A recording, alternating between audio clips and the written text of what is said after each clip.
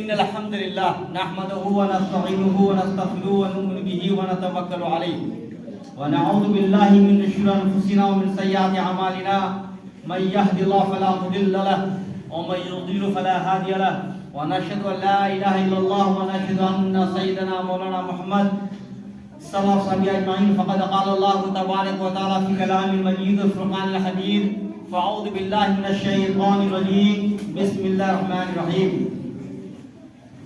شهر رمضان الذي أنزل فيه القرآن أو كما قال الله تبارك وتعالى في موضع آخر يا أيها الذين آمنوا كتب عليكم الصيام كما كتب على الذين من قبلكم لعلكم تتقون. میرے محترم بزرگوں دوستوں، اس سے پہلے 2 جمعہ میں رمضان المبارک کا مقدس مہینے کے سلسلے میں اس کی فضیلت، اس کی اہمیت کے سلسلے میں گفتگو ہو گئی تھی. دوسرے عشرے میں رمضان کے روزے کی حقیقت، اس کی اہمیت کے بارے میں گفتگو ہوئی تھی. چونکہ یہ دوسرا عشرہ چل رہا ہے، رمضان میں 3 عشرے ہیں. پہلا 1 سے لے کر 10 تک پہلا عشرہ، اس میں اللہ کی رحمت نازل ہوتی ہے. دوسرا عشرہ 11 سے لے کر 20 تک، اس میں اللہ کی مغفرت کا اعلان ہوتا ہے. مغفرت، جو بندے گناہگار ہیں یا خطا کار، انسان تو گناہگار ہوتا ہی ہے. صرف نبی پاک صلی اللہ علیہ وسلم، حضرات انبیاء علیہ السلام کے علاوہ ہر انسان گناہگار ہے. چاہے وہ نبی، چاہے وہ ولی ہوں، بزرگ ہوں، کتنا بڑا ولی اور بزرگ ہو جائے، انسان کی حیثیت سے وہ بھی تھوڑا گناہ ہوتا ہے ان سے بھی. صرف حضرات انبیاء یعنی پیغمبروں سے کبھی گناہ نہیں ہوتا. یاد رکھیے گا، پیغمبروں سے کبھی خطا، گناہ، چوک ان سے ہو ہی نہیں سکتا. انسان خطا و نسیان کا مرکب ہے، ان سے بھول ہو جانا، چوک ہو جانا، کوتاہی ہو جانا، گناہ ہو جانا ہو جاتا ہے. اگر نہیں ہوگا تو پھر وہ فرشتہ ہو جائے گا. چونکہ 2 عشرہ جو ہوتا ہے، یہ پہلا تو رحمت برس گئی، دوسرا عشرہ جو یہ رحمت، یہ مغفرت ہے، اللہ سے معافی کا. اللہ کے ہاں دروازہ کھلا ہے کہ اے بندے مومن، تم کہاں بھٹک رہے ہو؟ تمہارا گناہ اگر سمندر کے برابر بھی ہو جائے، اگر تم میرے گھر میں آ کر کے ایک مرتبہ سجدہ ریز ہو جاؤ اور معافی طلب کر لو، ہم تمہارے سارے گناہوں کو بخش دیں گے. یہ دوسرا عشرہ جو چل رہا ہے، یہ مغفرت کا چل رہا ہے. ہم اللہ سے اپنے گناہوں کو معافی طلب کر لیں. انسان معاشرے میں رہتے ہیں، سوسائٹی میں رہتے ہیں، ہو سکتا ہے کسی سے جھگڑا ہو گیا، کوئی بات ہو گئی، لین دین ہو گیا، وغیرہ وغیرہ ہو سکتا ہے. تو اللہ ایسے دروازے کھول دیے ہیں رحمت کے اور مغفرت کے کہ انسان چاہے تو اپنے گناہوں کا مغفرت کروا سکتا ہے اور ایسا پاک صاف ہو جائے گا جیسا کہ وہ آج پیدا ہوا. اور تیسرا عشرہ جو ہے، یہ جہنم سے نکاسی کا ہے، چھٹکارے کا ہے. اللہ رب العزت رمضان اس لیے ہمیں دیتا ہے تاکہ ہمارے گناہ جو ہے ختم ہو جائے. رمضان کا اصل معنی ہوتا ہے جلانے کا. کیا معنی ہوتا ہے؟ اصل معنی ہوتا ہے اس کا جلانے کا. چونکہ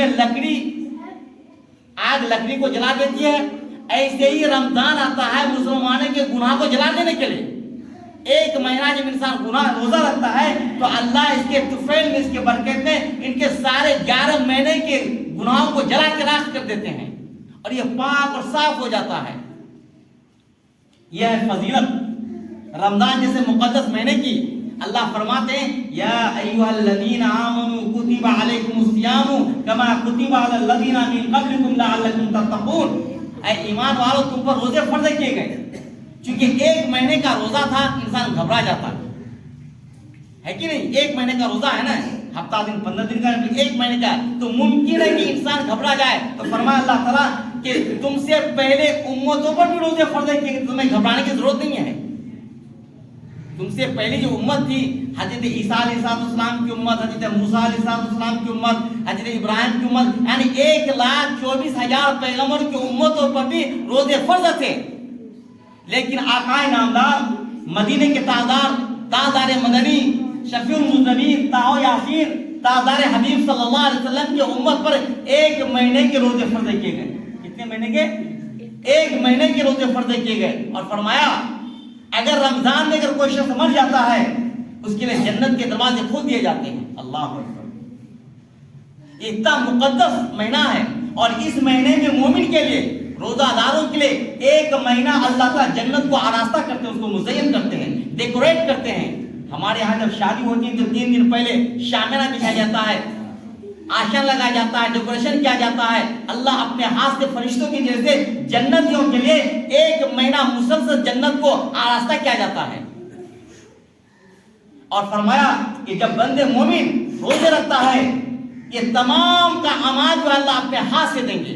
اس لیے فرمایا کہ جنت میں ایک دروازہ ہے جس کا نام باب الریان ہے، اس میں 20% روزہ داروں کو اس دروازے سے انٹری نہیں ملے گا. اور وہاں پر حوض کوثر نبی پاک صلی اللہ علیہ وسلم کے ہاتھ سے حوض کوثر ملے گا آپ کو. اور ایک مرتبہ ایک گلاس جو اس شربت پی لے گا تو جنت میں جانے تو اس کو پیاس نہیں لگے گی. آقا نامدار مدینے کے تاجدار مدنی تاجدار بطحہ صلی اللہ علیہ وسلم فرمایا کہ ہم اپنے روزہ داروں کو اپنے ہاتھ سے حوض کوثر پلائیں گے. اور جب اس میدان محشر کے اندر 50,000 کا ایک سال ہوگا، کتنا؟ 50,000 کانا مقدار 50,000 سنہ. قرآن کہتا ہے کہ یہاں کا 50,000 سال تو وہاں کا ایک دن ہوگا. اس میدان کے اندر لوگ پریشان حال ہوں گے، سورج سوا نیزے پہ آ جائے گا اور زمین کے اندر جو ہے ایک تپش اور گرمی پیدا ہوگی. انسان شدت سے پیاس کی شدت سے پریشان حال ہوتا ہوگا. فرمایا آقا نامدار مدینے کے تاجدار مدنی احمد مصطفیٰ محمد مصطفیٰ سرور کونین فخر دو عالم صلی اللہ علیہ وسلم کہ اگر مسلم میرے ہاتھ سے جو بندے مومن دنیا میں روزہ رکھا ہوا ہے ایک گلاس شربت اس کو پلا جائے گا اور جنت میں جانے تو اس کو پیاس نہیں لگے گی. اس کا احساس جنت تک رہے گا کہ ہمارے یعنی کہ وہ جنت حوض کوثر کی شربت کا. چنانچہ اللہ رب العزت نے جو مہینہ نوازا ہے ہم زیادہ سے زیادہ جس کو اذکار میں لگے رہیں، قرآن کی تلاوت کریں اور روزے کو ہر حالت میں نہ چھوڑیں. روزہ کو ہر حالت میں چھوڑنا ہے، چاہے رمضان کتنے بڑے گرمی کے مہینے میں آ جائے، آندھی طوفان کے میدان میں آ جائے، لیکن ہمیں روزہ چھوڑنا نہیں ہے. چونکہ ہم امت محمدی میں پیدا ہوئے ہمیں روزہ چھوڑنا نہیں ہے. چونکہ ایک واقعہ میں عرض کرتا ہوں کہ میدان کارزار کے اندر صحابہ کرام علی مجمعین رضی اللہ عنہ اجمعین میدان کارزار کے اندر بھی روزے کو نہیں چھوڑتے تھے. ایک واقعہ آتا ہے جنگ امامہ. ایک جنگ امامہ ایک لڑائی ہے، ایک جنگ ہے، اس کے اندر 1,00,000 کافر اور 12,000 مسلمان میدان کارزار میں لڑائی کے لیے آئے. کتنے یاد رہے گا؟ 1,00,000 مرتد مسلمان یعنی کہ مرتد کافر اور 12,000 مسلمان یعنی اہل ایمان والے ایک میدان میں کھڑے ہوئے. اور شدید رمضان کا دن ہے، کتنا گرمی کی شدت پڑ رہی ہے، آسمان سے شعلے برس رہے ہیں اور اتنی تپش کی گرمی ہے کہ کہنے کی انتہا نہیں ہے. اور میدان حق و باطل کی لڑائی ہو رہی ہے، اسلام اور کفر کے درمیان لڑائی ہو رہی ہے. اس کے اندر 1,00,000 کافر ہے اور 12,000 مسلمان میدان کارزار میں کھڑے ہیں. لڑائی شروع ہو گئی ہے، گھمسان کی لڑائی چل رہی ہے. اللہ کے رسول صلی اللہ علیہ وسلم کے نامزد کے پاس سے سب سے پہلے اسلام کا جھنڈا حضرت زید رضی اللہ عنہ کو اسلام کا جھنڈا دیا گیا کہ اگر تم شہید ہو جاؤ تو یہ جھنڈا جو ہے سالم رضی اللہ عنہ کو دینا ہے. لیکن اسلام کا پرچم گرنے نہ پائے. ایک ایک بات یہ بتا دیا کہ شہید ہوتے چلے جانا لیکن اسلام کے پرچم کو جھکنے نہیں دینا. چنانچہ میدان شروع ہو گیا، جنگ شروع ہو گئی ہے. میدان کارزار گرم ہے، حرب و ضرب کے ساتھ لڑ رہے ہیں. مسلمان روزے کی حالت میں لڑ رہے ہیں. کہاں 1,00,000 اور کہاں 12,000 مقابلہ کر پائے گا. لیکن جب لڑائی شروع ہو گئی آدھے گھنٹے کے اندر جو اسلام کا پرچم جس صحابہ کرام کے ہاتھ میں تھا، جو شیر سوار کے ہاتھ میں تھا، وہ شہید ہو گیا. چنانچہ دوسرے نے لب پکڑ کے اسلام کے پرچم کو لیا، اسلام کے جھنڈے کو لیا اور فوراً کھڑا ہو گیا. چنانچہ وہ بھی زخمی ہو گئے لیکن اس کی روح باقی تھی. اور تیسرا شخص آیا پھر اسلام کے جھنڈے کو لے کر گیا. مسلسل کئی گھنٹے لڑنے کے بعد جب جا کے اسلام کو فتح ہوئی اور اسلام کا بول بالا ہوا اور کافر میدان چھوڑ کر کے بھاگ گئے.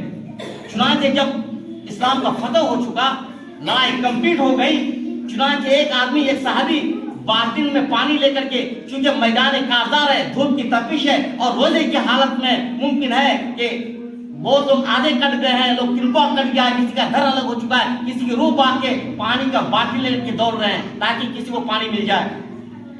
چنانچہ ایک صحابی ہیں حضرت سالم رضی اللہ تعالیٰ عنہ، جب ان کے قریب آیا تو کہنے لگے کہ پانی چاہیے.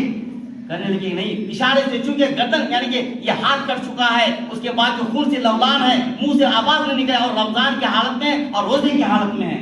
کہنے لگے کہ پانی نہیں چاہیے، میں روزہ ہوں، میرے ڈھال میں پانی رکھ دو. اگر ہم زندہ رہے تو ہم افطار کر لیں گے، اگر ہم مر گئے تو اللہ کے دسترخوان میں افطار کریں گے.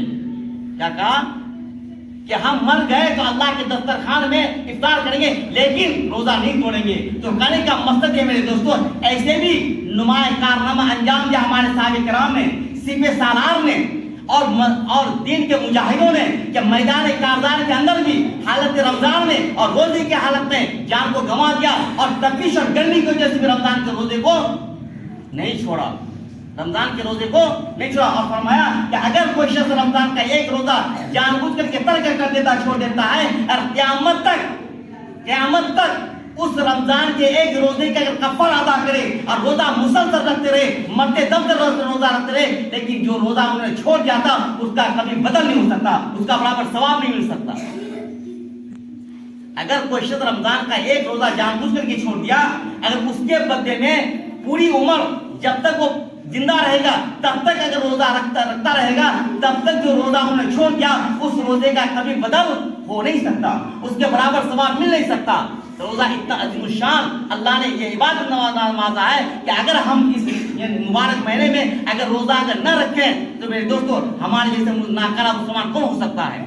یہ بابرکت والا مہینہ، یہ مقدس والا مہینہ اللہ تعالیٰ نے اس لیے روزہ داروں کو عطا کیا تاکہ تم اپنے گناہوں کو اللہ کے سامنے رو کر کے اپنا سراپا گناہ کو ختم کر دو. اور یہ رمضان آیا اس لیے تاکہ تمہارے گناہ کو جلا کر کے خاکستر کر دیا جائے، اللہ کے سامنے سرداریز ہو جاؤ. اور یہ زندگی بھر کے گناہ اللہ کے دربار میں اگر کوئی شخص سرداریز ہو جاتا ہے، اللہ کے سامنے اس میں ایک قطرہ آنسو بادے کے پروردگار عالم ہم خطا کار ہیں، گناہ گار ہیں، سیاہ کار ہیں، لیکن پھر بھی تیرے کرم کے طلبگار ہیں، بس ہمارے گناہ کو بخش دے. اللہ رب العزت اپنے ستارے کے چادر کو پھیلا دیے اور تمہیں اپنے رحمت کی نہر میں اٹھا کر کے تمہیں دھو دھا کے پاک صاف کر دیں گے.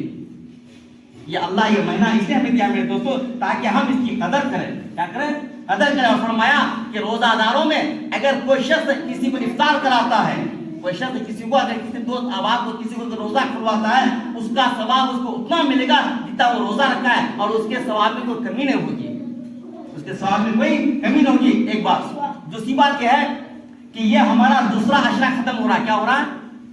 دوسرا عشرہ ختم ہو رہا ہے. اب تیسرا عشرہ شروع ہوگا. فرمایا کہ اعتکاف، حالت معتکف جو اعتکاف میں رہتا ہے اس کے بہت بڑے ثواب ہیں، چونکہ اللہ کے رسول صلی اللہ علیہ وسلم کی عادت شریفہ تھی کہ آپ آخر رمضان میں اعتکاف میں بیٹھتے تھے اور صحابہ کرام کو بھی تلقین فرماتے تھے. چنانچہ ہم میں سے اگر کوئی شخص صاحب وسعت ہے، اللہ نے وسعت دیا ہے، ایک ہفتہ کے اندر اگر وہ اپنا کاروبار کو سنبھال سکتا ہے اور کوئی لوازمات اگر نہیں ہے تو ایک ہفتہ جو ہے اعتکاف کو بیٹھ سکتا ہے. اور اعتکاف کی بہت بڑی فضیلت ہے، بہت بڑی فضیلت ہے کہ اگر کوئی شخص اعتکاف میں بیٹھا جائے تو اس کا صبح شام اٹھنا بیٹھنا پینا کھانا پینا پوری کی پوری عبادت. مسجد میں جو ہی اعتکاف کی نیت سے داخل ہوا بس اس کی پوری زندگی عبادت. اچھا عورتوں کے لیے کیا ہے؟ عورتیں اپنے گھروں میں اس کا اعتکاف کر سکتی ہیں، اپنے گھر کے کسی کونے میں چادر سے گھیر لیا بس اسی کو اعتکاف کی نیت سے بیٹھ گئی، وہ اعتکاف وہاں پر کر سکتی ہیں. عورتیں مسجد میں نہیں آ سکتے لیکن مرد حضرات اگر کوئی چاہے تو اعتکاف میں بیٹھ سکتے ہیں. عورتیں اپنے گھروں میں بیٹھے اور مرد حضرات جو ہے مسجدوں میں اعتکاف کریں. چونکہ ہمارے یہاں یہ ماحول نہیں ہے، اگر ماحول ہونے سے انشاءاللہ ایک ہفتہ کے کاروبار سے کوئی فرق نہیں پڑتا ہے. انسان 360 دن کماتا ہے، وہ تو پیٹ نہیں بھرتا ہے. اگر ہفتہ دن اگر نہیں کمائے تو کیا پیٹ نہیں بھرے گا؟ اگر اللہ نے بیماری بنا دیا اور ہاسپٹل میں چلے گئے اور ہفتہ 15 دن وہاں اگر لگ گئے تو کسی طرح سے پیٹ تو پلے گا نا، بال بچے کی پرورش ہوگی، گھر دوار چلے گا نہیں چلے گا. تو ہم یہ نیت کریں کہ انشاءاللہ یہ جو آخر عشرہ آ رہا ہے زیادہ سے زیادہ کوشش یہ کریں کہ ہم اعتکاف میں بیٹھیں. کیا کریں گے؟